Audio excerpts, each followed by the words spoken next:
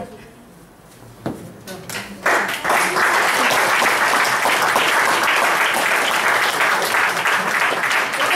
mari kita sambut Ibu Ita Fitriani.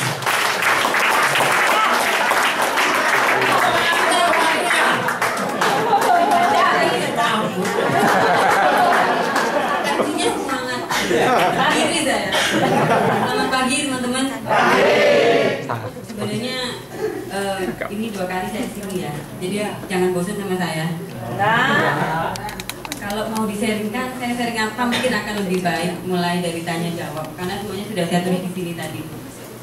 Gak apa-apa. Kenapa? Oh gitu. Saya ini mulai dari mana ya? Bingung juga. Background. Gimana? Oh iya. Seperti yang saya tuliskan semuanya sudah saya tuliskan di sandepan saya bahwa saya dulu ibu rumah tangga. 2009 saya divorce. Saya pisah dengan bapaknya anak-anak. Tapi prosesnya tidak langsung ya. Jadi proses perjalanan dari mulai pisah sampai dengan jedok palu itu lama. Jadi sekitar 1 tahun ya. Prosesnya panjang. Terus yang seperti tadi untuk tetap bisa hidup dan menghidupi anak-anak sebagai bentuk tanggung jawab ya karena anak-anak sama saya bekerja. Judulnya ya apapun yang penting halal, legal dan menghasilkan. Itu tadi dari mulai jualan sayur. Saya dulu kalau mungkin itu tadi ya saya memulai jualan saya itu saya tidak di pasar atau di ruko gitu enggak ya. Saya jualan sayurnya di pinggir jalan. Kalau mungkin teman-teman bisa nanya ke teman-teman orang-orang Jombang, semuanya insya Allah tahu. Karena saya backgroundnya dari ibu rumah tangga yang bapaknya anak-anak cukup secara finansial. Jadi orang-orang mungkin juga banyak tahu gitu ya. Saya jualan sayurnya tidak di tempat mewah loh, di pinggir jalan di depan Gor Jombang. Kalau jenengan pernah ke Jombang nanti bisa lihat di pinggir sepanjang jalan itu saya jualan. Bahkan saya pernah ketemu salah satu teman saya. Saya tiap pagi tuh sepedaan pancal gitu ya, ingin langsing ceritanya. Sepedaan pancal. Kalau dulu saya masih jadi nyonya, kalau pagi saya disapa teman saya gini, aduh Bu Ita masih sempet ya sepedaan gitu ya. Berjalannya waktu, saya tetap sepedaan kalau pagi, tapi judulnya beda. Ih kasihan kamu ya, sekarang kamu naik sepeda gitu. Satu sisi itu ilmu buat saya. Saya tidak perlu sakit hati sama orang itu. Jadi saya menganggap gini, semuanya itu Allah ya, semuanya itu Tuhan yang bekerja buat yang ada gitu ya. Saya telinga saya diizinkan mendengar itu untuk saya ambil hikmahnya. Bahwasanya saat kita berhasil, semua teman-teman tahu siapa kita. Tapi saat kita gagal, saat kita jatuh, kita tahu teman-teman kita yang mana. Jadi dari situ saya akhirnya gini, saya tidak boleh bergantung dengan siapapun, tidak boleh bergantung sama orang. Yang dulunya teman-teman saya deket banyak komunitas bagus gitu ya. Saat saya jatuh, mereka mau pergi ninggalin saya itu lo gigi duluan. Itu tadi ibarat semut, kalau sudah nggak manis, bahkan mau pergi aja gigi duluan. Ya, itu saya alamin. Akhirnya berproses, saya jualan sayur. Jualan apa namanya Bulikwear ya, merek nggak apa-apa ya, nggak ada MLM, nggak ada kan ya, nggak ada. Terus saya jualan CD edukasi, saya supplier tunggal Togamas Malang, sempat saya nembus ke sana. Terus saya jadi praktisi fingerprint analisis yang bekerjasama dengan Ibu Irene Mongkar Jakarta. Banyak yang saya lakukan ya ujung-ujungnya memang duit, tapi kan niatnya manfaat itu tadi. Terus ketemu Bu Sulis itu pun juga tidak mudah prosesnya. Beliau termasuk leader yang gigih. Saya tidak pernah, saya anti asuransi. Dulu bapaknya anak saya kalau didik saya, kamu kalau asuransi itu rugi, duitmu habis. Karena bikinnya di invest, karena saya dulu nggak paham ya. Terus ketemu Bu Sulis selalu nolak, enggak Bu, enggak. Saya takut jualan asuransi, takut dibukin orang, takut dibilang penipu, takut jual janji gitu ya. Terus beliau terus gigih gitu, datang. Kalau nggak salah itu pertemuan ke-7 saya dengan beliau. Akhirnya saya bilang, ya sudahlah Bu, Ibu urus. Saya nggak pasta. Banyak hal yang tahun kemarin itu yang mungkin yang sudah saya sharingkan sebelumnya, saya tidak belajar. Saya bisa jualan, mungkin saya bisa jualan, bisa. Jangan diajari Bu Sulis, ditemenin Bu Sulis sekali, karena Bu Sulis di Kediri, saya di Jombang. Waktu itu masih di Jombang ya. Terus saya jualan ditemenin sekali, oh cuma gitu aja, bisa Bu saya gitu tuh, saya bisa. Gitu. Setiap ada masalah di lapangan, saya calling. Tapi saya selalu biasakan jujur ya. Jadi kalau saya nggak bisa, saya pun ngomong ke nasabah, maaf, saya baru, saya masih belajar. Saya calling leader saya dulu ya, saya tanya. Jadi posisi di lapangan ketemu masalah gitu, saya langsung telepon tanpa malu-malu di depan nasabah saya nanya gitu. Memang saya nggak tahu kok, daripada saya salah jawab, mending saya nanya. Udah gitu. Berjalan waktu terus itu tadi, saya nggak belajar, saya nggak banyak, bahkan pernah saya sharingkan juga, saya buka SMA juga nggak pernah gitu. Bisa tapi nggak pernah ngandalin leader, apa-apa leader. Akhirnya tahun lalu saya bisa double star club. Omset tim saya 1,1 miliar, tapi saya nggak UM. Nanti enggak. Karena saya nggak belajar. Pas terakhir 31 Desember itu ada salah satu agen saya yang lapse dan saya nggak tahu. Parah kan? Karena saya nggak mantau. Saya nggak belajar. Intinya saya nggak belajar sistem. Saya hanya pinter jualan, bisa jualan, tapi nggak belajar. Ke kantor nggak pernah. Semuanya sampai detik ini saya ngaku salah nih. Saya belum bisa isi SPAJ. Sampai detik ini belum pernah saya isi SPAJ. Masih belajar. Tapi saya bilang ke admin, Mbak, aku lo janji ya, aku besok bisa. Aku belajar dari kamu ya. Gitu. Karena saya start awal, dasarnya saya tahu siapa saya tidak teliti orangnya. Saya start awal gabung di Budinsil 2 bulan, saya bayar di admin. Kamu aja yang belajar ya, kamu belajar, kita berbagi rezeki, dia yang ngerjain semuanya. Yang sekarang jadi admin JG2. Itu dulu admin saya pribadi. Jadi ya niatnya kita di efektivitas waktu sebenarnya, niatnya itu. Ternyata nggak memindarkan saya sendiri. Ya, salah karena nggak tahu. Terus sampai mana tadi? Dari Bu Sulis rajin datengin saya gabung, join full. Karena saya meyakini gini, saya jualan banyak ini. Waktu saya habis, saya untuk demo produk yang plastik tadi ya, kan ada alat masaknya juga. Saya pasti keluar rumah juga. Waktunya saya keluar juga sama, dan pastinya ada biaya. Mulai dari bensin, modal untuk alat demonya ini juga saya harus beli kan. Kok capek juga ya. Hadiahnya juga produk, barang. Stok saya, produk itu di rumah, kalau di total ada 100 juta sekarang. Sampai sekarang masih ada. Saya buat hadiah-hadiah nasabah saya. Ada yang ngaku ya, sama numpuk barang gitu ya. Jadi numpuk barang, itu pun komisi saya bisa keluar kalau saya tutup poin. Kalau nggak tutup poin, akhirnya numpuk barang. Cuapek deh gitu. Keluarnya sama, waktunya sama, biayanya sama. Aduh, sampai kapan aku kayak gini ya? Akhirnya kayak gitu. Terus waktu diajak Bu Sulis itu saya bilang gini, ya udah deh Bu, Ibu urus, dia nggak apa-apa. IGL sama beliau. Udah jalan, kok enak ya gitu.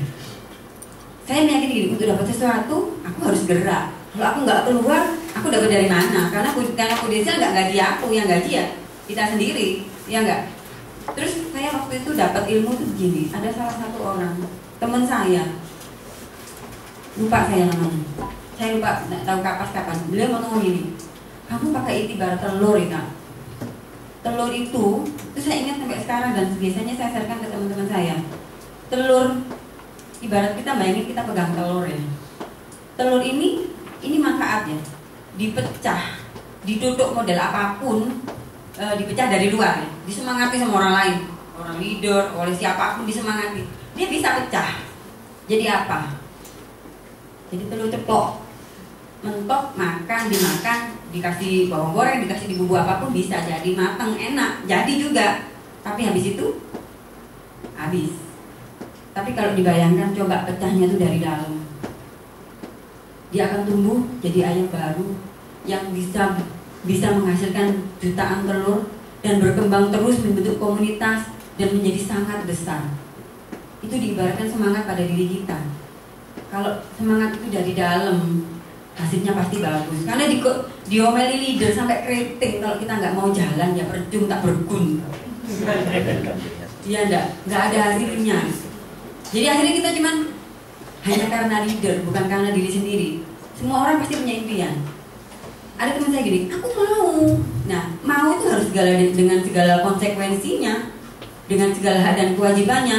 Mau tok gak budal, ya sama aja. Iya enggak? Jadi saya meyakini itu. Saya gabung di Prudential Januari 2011. Februari closing pribadi ya, income saya 832.000. Saya ingat saya nekat beli mobil cicilan. Saya bilang ke salah satu bank, Pak, pokoknya caranya aku beli motor ada DP. Aku duduk waktu itu kalau nggak salah saya dari produk plastik tadi kan saya dapat hadiah trip ke Malaysia, Singapura, Thailand. Nggak saya berangkati, saya jual ceritanya. Saya nggak berangkat buat DP mobil. Kenapa saya beli mobil duluan? Waktu itu saya masih kontraktor ya, maksudnya tukang kontrak rumah orang. Karena sini pindah-pindah. Saya nekat beli mobil itu karena memang niat ini buat kaki saya, buat kerja gitu ya. Saya nekat beli mobil, cicilan saya 5 juta 3 tahun. Dengan income segitu banyak orang bilang, kok ini kok gendeng tak ya? Kok wani temen gitu. Saya menggunakan konsep terbalik. Kalau orang-orang lain, banyak orang, maksudnya orang kebanyakan, dia ngumpulin cicilan dulu, ngumpulin DP dulu, baru kalau bisa nyicil, baru nyicil. Kalau enggak saya pakai cara saya sendiri. Saya memunculkan kewajiban dulu. Kalau sudah ada kewajiban, kan jadinya kita lari. Itu tadi, kepepet. Tak posisikan aku ya kepepet, mbak, podo aku ya kepepet, tapi nek ngomong tok ya podo ae.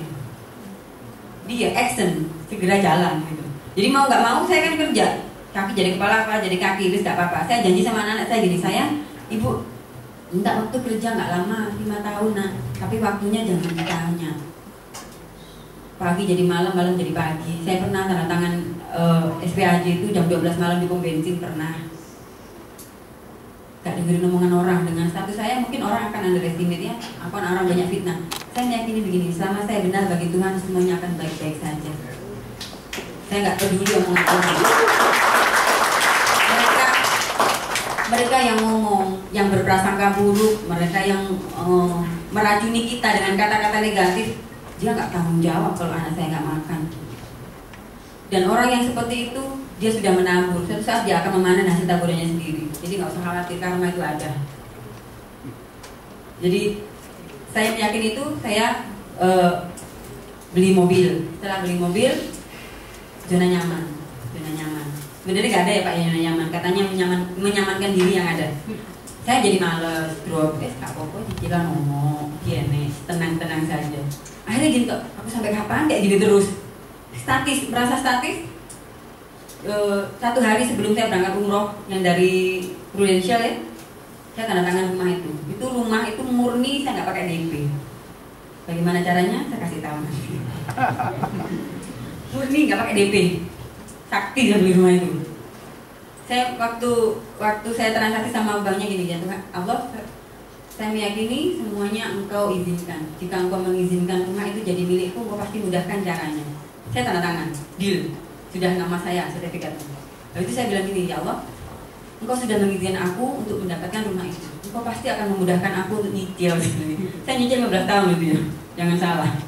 Nyicil 15 tahun dengan cicilan 8 juta per bulan. Karena nggak pakai DP.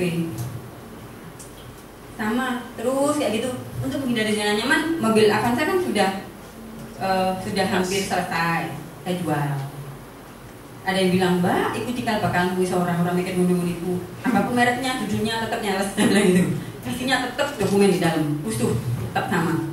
Jadi saya nyicil Avanza saya jual. Saya hanya nembus di PKB beberapa, nggak banyak. Saya ganti outrider. Baru kemarin itu bukan untuk show off ya, untuk menyemangati teman-teman kalau mau dapat sesuatu dari sini. Prudential untuk pada posisi sekarang, misalkan masih ada yang part time ya, pada posisi sekarang apapun pekerjaan kita, saya tahu dan saya sangat paham, kita juga sama-sama mengerti untuk mencapainya juga tidak mudah. Semuanya butuh proses, yang karyawan, yang MLM, yang apapun semuanya mengalami proses. Semuanya tidak mudah mencapainya untuk pada posisi sekarang. Tapi saya meyakini satu hal, hanya Prudential yang menjanjikan percepatan. Jika di tempat lain kita kalkulasi lagi berapa waktunya sudah jenengan keluarkan meninggalkan keluarga, biaya, waktu, tenaga dan semuanya, dengan hasilnya sebanding enggak? Yang paling mahal kan waktu dengan anak-anak. Katanya kan kita kerja buat anak ya, buat keluarga. Sebanding enggak dengan apa yang sudah kita keluarkan? Prudential menjanjikan percepatan. Kalau di tempat lain bisa lebih lama, di sini kita menyapainya bisa lebih cepat dan lebih mudah. Ibarat, saya pernah apa ya kalau nggak Pak Ongko kalau nggak salah yang cerita, ibarat mesin gitu ya. Saya kalau cerita teman-teman saya di Jombang gini, pekerjaan apapun kalau kita istiqomah pasti nyampe. Anggap kita memilih kendaraan dari Jombang ke Surabaya, kita milih bis, milih sepeda motor, milih becak, milih angkutan umum atau apapun itu, pasti nyampe. Tolong handphonenya di silent dong, kalau nggak bisa celupin air. Ayo. Ya, pasti nyampe. Hanya waktunya beda. Nah, Prudential itu ibarat mesin Ferrari dengan segala kecanggihan sistemnya yang sudah dibuktikan dan proven banyak orang yang berhasil di sini. Yang di lembar apa tadi hari ini ya di Kompas 3.000 sekian orang itu bisa. Iya, saya nggak tahu. 3.599 orang bisa pada posisi UM. Berarti apa? Mudah kan? Kalau mau. Aku mau mbak, tapi tak budal berdoain. Jadi di bisnis lain yang tampil orangnya biasanya tetap itu aja. Pasti hanya posisi itu aja. Tapi kalau di bisnis ini banyak bisa. Kenapa kita enggak? Nah, Prudential dengan segala kecanggihan sistemnya, kita ini punya AAJI ya, kartu AAJI, lisensi AAJI itu sebagai SIM-nya. Tergantung kita, mesinnya ada, AAJI-nya ada, SIM-nya ada. Kalau kita mau starter tok dari Jombang sampai Surabaya ya tak nyampe. Di starter tok berang-berang sinau tok gak aktivitas sama. Begitu juga saat di starter gigi 1, mau gigi 10, mau gigi 1000, mau 1 menit sampai Surabaya juga bisa. Dengan segala hak dan kewajibannya tentunya. Tidak ada hal yang mudah, tidak ada hal yang gratis. Semuanya konsekuensinya jelas. Tidak ada pernah satupun pencuri itu jadi kaya. Tidak pernah ada satupun orang malas itu bisa sukses. Semuanya sebanding. Karena Tuhan selalu memberikan yang sebanding. Kita ndonga tok di musola sampai nanggari roboh nih kak kerja kalau duit. Ya. Jadi semuanya itu sebanding. Kalau mau sukses, kalau mau dapat uang banyak, mari bercermin masing-masing, di cermin masing-masing yang besar. Cerminnya besar. Aku pantas gak ya sukses dengan kelakuanku yang kayak gini? Aku bener gak ya? Dengan ngeyelku, ngeyelku, ruwetku kayak gini, aku pantas gak untuk mendapatkan income 100 juta per bulan yang dijanjikan Prudential? Karena semuanya pasti sebanding. Mungkin itu aja yang bisa saya ceritakan.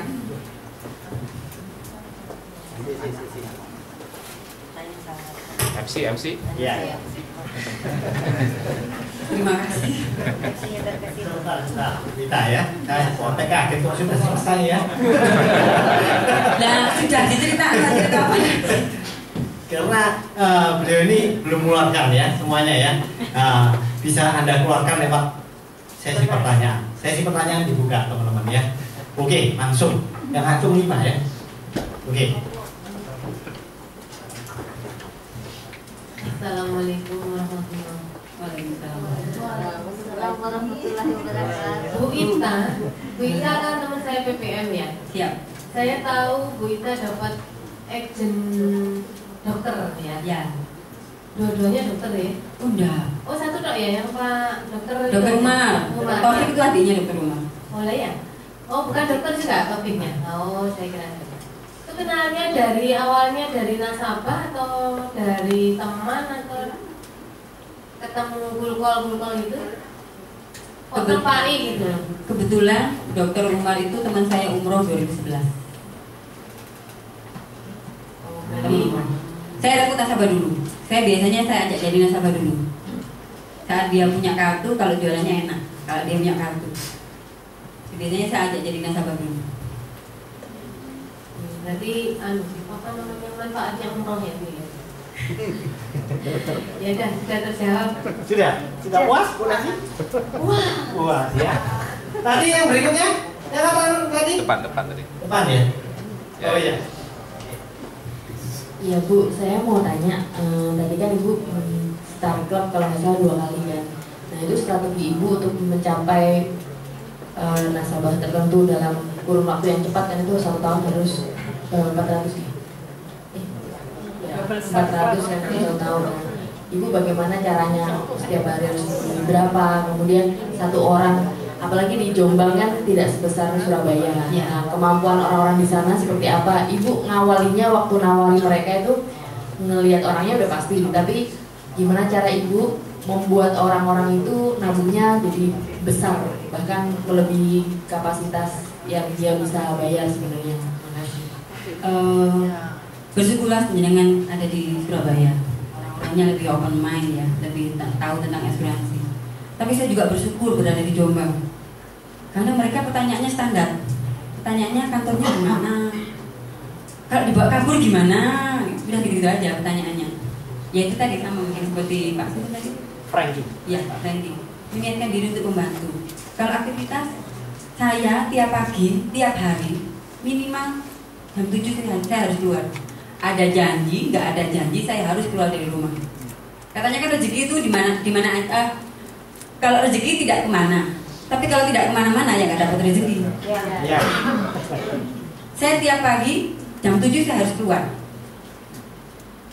Maksimal kalau misalnya ada janji orang datang ke rumah, saya jam 9 berangkat. Dan pokoknya saya tiap hari saya harus keluar dari rumah. Setiap sore saya pulang kan, anak saya kan les jam 6 di rumah. Jadi saya sore pasti pulang, perjalanan pulang. Apapun yang saya lakukan hari ini dari pagi, dari saya keluar rumah sampai saya pulang saya review. Mulai dari kalau saya sempat review di mobil sambil nyetir, saya selalu bilang gini, hari ini apa aja yang sudah aku lakukan, aktivitas apa yang manfaat buat aku dan buat anakku dan buat sesamaku. Setiap hari. Kalau ternyata hari ini saya GJ, ngobrol sana ngobrol sini, shopping sana shopping sini, nggak dapat apa-apa, saya tulis di status, hari ini hidupku sia-sia, nggak dapat apa-apa. Kalau mau tidur, saya juga revisi lagi. Hari ini apa yang sudah aku lakukan gitu. Minimal saya harus menyampaikan tentang prudential atau tentang rekrut orang. Dia masuk nggak masuk, ikut nggak ikut, minimal aku harus menyampaikan itu 2 orang minim. Karena saya kan doyan ngomong ya. Jadi ngomongnya banyak, 1 orang bisa 3 hari, 1 orang bisa 3 jam, sampai sehari itu pernah dari pagi sampai malam. Aku kok gak mbak usir-usir, saya bilang gitu. Aku kok gak digini, aku kok gak mbak usir, aku kok usir. Jadi setiap hari harus ada aktivitas, diiringi dengan belajar. Kalau nggak belajar nggak dapet. Jadi kita pintar jualan, tapi kalau nggak tahu produk ya nol. Kita tahu produk banget, tapi kalau nggak keluar bedu sama aja. Jadi akhir-akhir ini saya menginovasi karena mungkin di daerah ya, kebetulan Jombang kan mungkin mayoritas muslim. Saya mungkin juga teman-teman juga tahu saya bikin tabungan haji. Sekarang yang lagi saya konsep itu kolateral. Jadi insurance sebagai jaminan kolateral itu nanti gede dapatnya. Jadi menggunakan banyak cara. Kalau kita tahu detail produknya, kita kan bisa berinovasi, ya enggak? Ibarat kita punya toko, kita fokus di situ, pikiran nggak kemana-mana. Pasti kita akan memikirkan bagaimana caranya tokoku rame, caranya tokoku menarik kan begitu. Pasti kita akan banyak cara, kita berimprovisasi lah.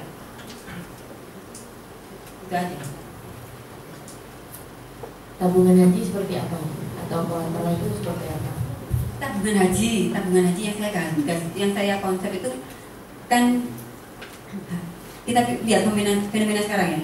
Daftar haji sekarang itu indennya 12 sampai 13 tahun. 12. Kita jelasin semakin lama sampai nunda tabungan haji, semakin lama juga daftarnya, berangkatnya.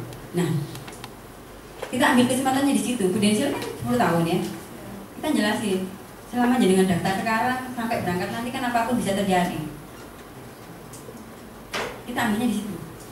Nah, ini yang saya buka, saya pakai dana talangan. Saya kerjasama dengan tadi pagi alhamdulillah saya MUI dengan BNI. Saya pakai dana talangan menggunakan bank. Kan untuk dapat porsi haji kan 25 juta. Saya yang buka DP 6 juta dapat porsi. Porsinya 25 juta, kita PAA. Kita pakai PAA, dia nabung bulanan, 3 bulanan boleh atau dengan caranya ini ya. Kita pakai PAA itu komposisi minimal kan 30-70 ya. Saya pakai biasanya 50-50 udah bagus. Di tahun ketiga kan pelunasan talangan ke bank, ambil dari investnya. Ambil dari investnya minimal 1.200.000. Jadi nabung apa? 6 juta ya. 6 juta. Gak apa-apa ya saya sebut merek. Kanan.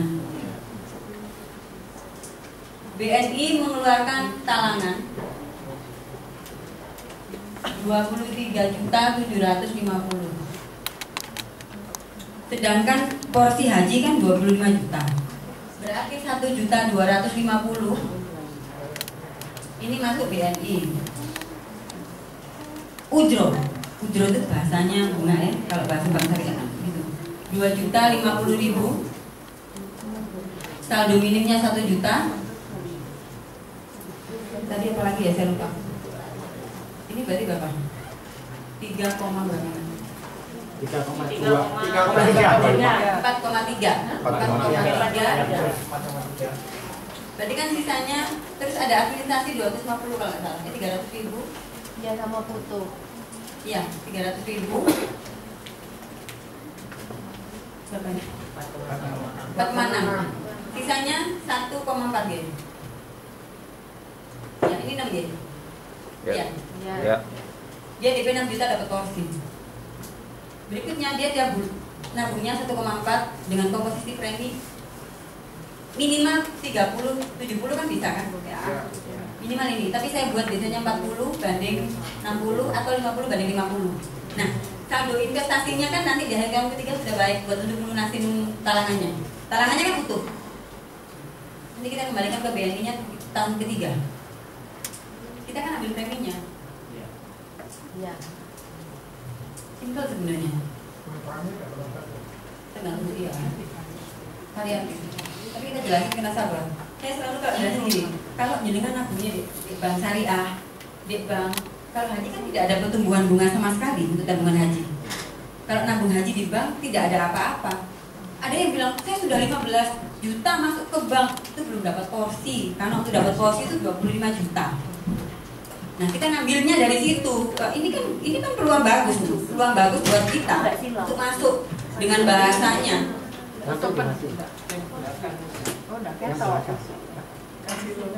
Dengan bahasa menyesuaikan bahasa mereka tentunya. Pakai ini.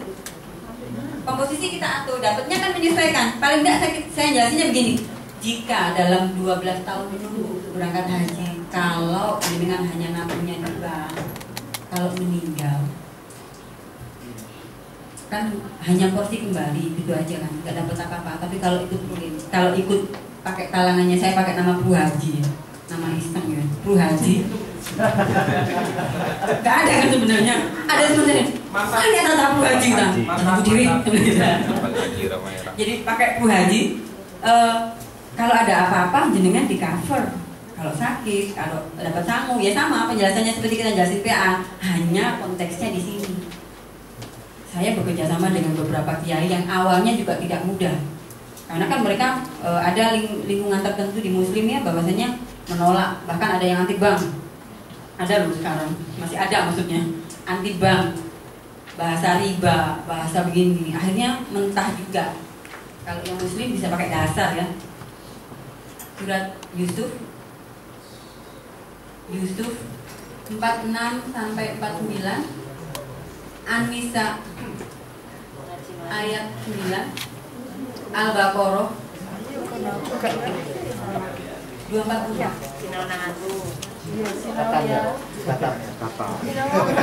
Di Al-Baqarah 240 kan bilangnya begini. Janganlah saat engkau meninggalkan, saat engkau meninggal, berilah wasiat kepada istrimu untuk tidak keluar dari rumah selama 1 tahun. Itu kan berarti menyuruh orang muslim itu semuanya kaya. Nek soge, nek gak soge, asuransi jawabannya, iya nggak?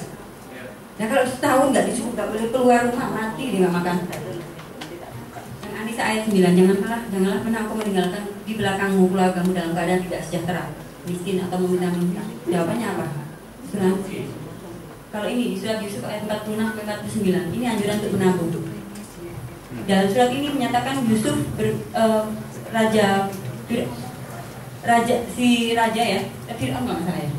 Fir'aun kan bermimpi itu jadi sepi lurus. Saat kamu mampu sekarang, menabunglah untuk jangkani di musim berikutnya saat kamu sudah tidak mampu. Jadi karena kan kita nggak tahu ke depannya, ya sama, penjelasannya sama seperti PAA. Udah, itu aja sama.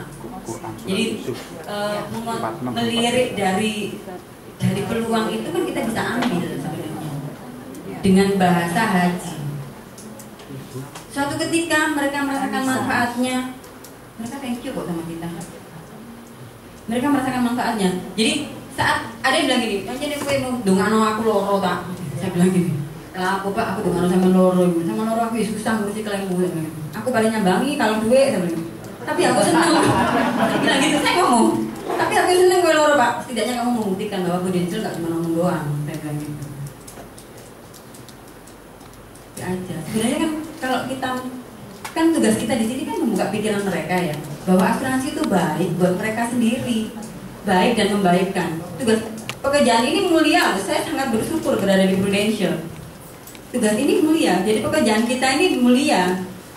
Kita bantu orang, ya konsekuensi baliknya kita dapat komisi, tapi kan bukan itu saja maksudnya. Tendensinya kan jelas, nah, kita bantu orang.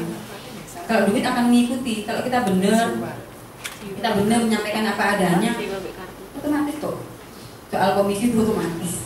Karena kan kita nggak pernah melihat leader gue posting tak dulu kan nggak, semuanya otomatis tanggalnya kan sesuai, semuanya dari pusat. Ya. Gitu. Bu mau nanya, kalau kerja sama BNI, kalau nasabah setor ke Prudensial itu kan masuk ke akunnya Prudensial. Kemudian kalau kerja sama BNI berarti ibu yang membayarkan ke BNI. Bagaimana? Saya ngomong ke nasabahnya bahwa di tahun ketiga saya tapi semuanya dijelaskan ke nasabah loh. Nasabah tidak dibutakan. Nasabah juga tahu. Jadi dikasih tahu bahwasanya nanti di tahun ketiga investasinya diambil dan kita tetap butuh tanda tangan beliau untuk ngambil dari rekening Pruden kan, untuk dibayarkan ke BNI. BNI juga tahu, sama-sama tahu. Saya kan nanya ke BNI boleh nggak aku ngambil talangan itu dan aku bayarkan lunas di akhir periode talangan 3 tahun? Boleh. Saya nanya ke BNI tadi pagi, saya nanya sama beliau, bisa kan? Bunganya BNI yang membayar siapa? Dari ujroh ini kita sampaikan, jamaah tahu kok kalau ada ujroh, kalau talangan itu. Kalau nggak tahu dikasih tahu. Ada talangan, ada biaya, nggak mungkin lah. Siapa yang mau minjem nggak kayak bunga? Bank kan juga PT, perusahaan kan didirikan untuk untung, bukan sebagai sinergitas ngasih-ngasih kan? Perusahaan kan didirikan untuk untung. Begitu juga insuran kan? Sama, Prudential sampai saya selalu bilang gini, loh mbak, kalau kita Prudential, pertanyaan-pertanyaan gitu kan kalau di daerah kan masih banyak ya. Kalau Surabaya mungkin sudah sudah mulai kok investasi. Ya, kalau di daerah enggak. Saya bersyukur itu. Kenapa? Saya berani gitu Pak, tak TP ini Pak. Iya. Satu ngomong Pak. Ada yang petani, macam-macam Pak. Intinya mereka kan tendensinya haji, dan orang daerah itu kalau sudah bilang niat itu haji, nggak berani macam-macam Pak. Takut buat, takut karma. Sesuatu sudah niatkan tuh haji, kalau dibatalkan karma buat dia. Mereka meyakini.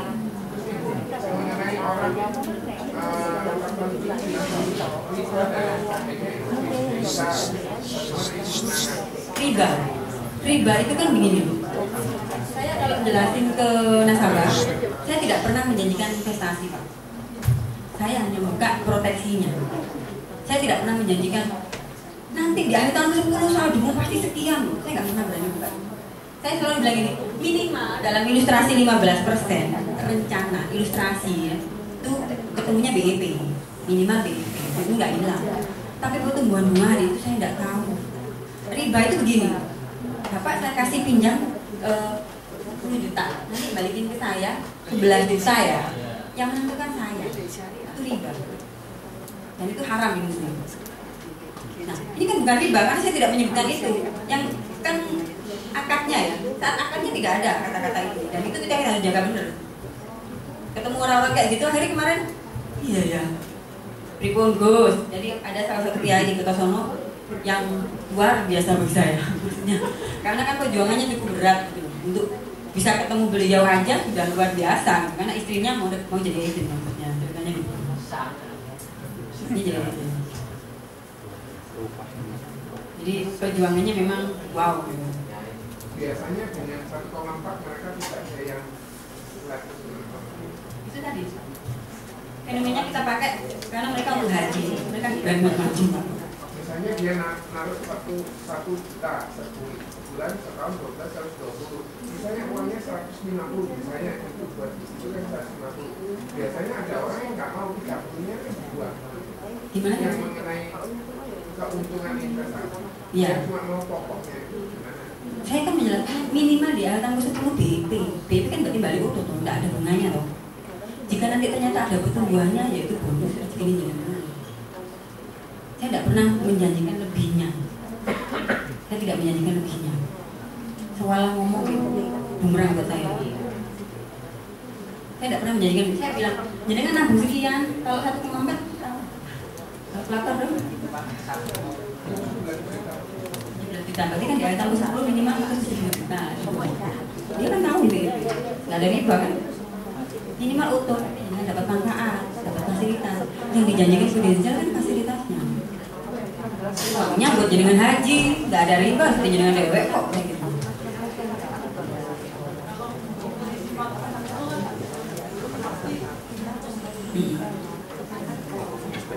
Ya, tidak semuanya sama. Saya minimal 50-50. Tidak semuanya sama, tergantung.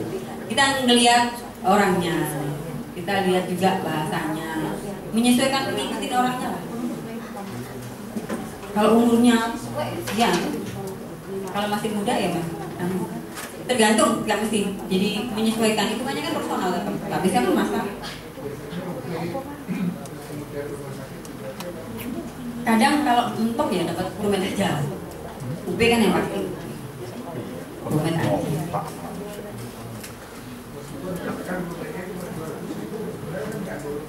Iya.